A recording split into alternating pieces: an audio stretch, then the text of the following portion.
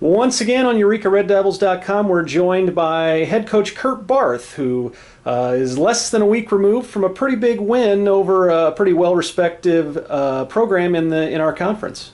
Yeah, anytime you take a 7.5-hour bus ride up to a tough opponent, you're glad to come away with a win. And certainly, playing a team the caliber of Northwestern, they're very disciplined, well coached.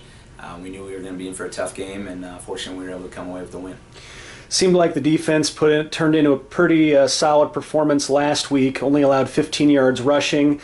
The 17 points allowed through 2 weeks, I think, is our best start in almost 20 years. Can you speak a little bit about the defensive effort we've gotten?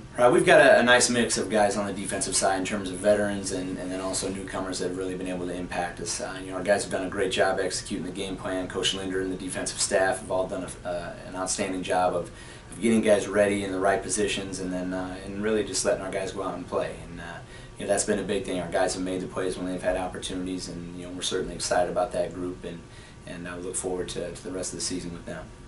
Looking ahead, Coach, another week on the conference schedule brings another very tough opponent. Greenville comes to town this Saturday, 1 o'clock kickoff. Like Northwestern, they shared the conference regular season championship last year. What do you expect from the Panthers? Greenville's a very tough opponent, and they're very tough to prepare for. The style of offense they run and the athletes that they have running it. The Chambers kid is probably one of the best athletes in the conference, if not the best athlete. It's just a dual threat guy, can run, can throw a little bit, and they've got some athletes around him in the backfield, and some receivers too that can make plays. So really tough to prepare for them. Our defense is going to have a tough challenge.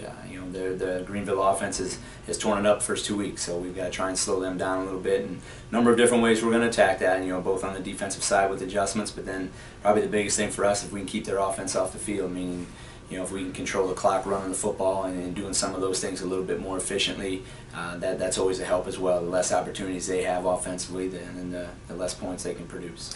It seems like every time Eureka and Greenville gets together, it's been a pretty wild game, especially the last time Greenville came to Eureka in 2011. Can you put your finger on what causes the games between the two teams to be so exciting? I think it really goes through all the conference, and not just Eureka and Greenville, but really teams that just want to go compete and play at the highest level they can. And fortunately for us, we've been able to play pretty well against them for the most part, and it's just really competitive atmosphere. And hopefully that'll be the case again on Saturday. We've got to get off to a good start. I know last year down at their place, they jumped out on us early and we fought our way back in the end, but we've got to eliminate the slow start on our part and try to slow them up a little bit too.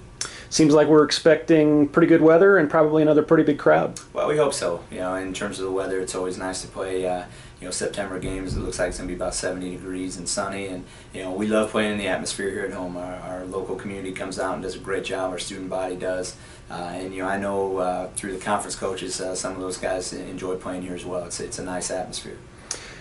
Okay, this Saturday, September 21st, 1 o'clock, Eureka hosts Greenville in a UMAC football game. Coach, thanks for joining us on EurekaRedDevils.com. Thanks, Brian.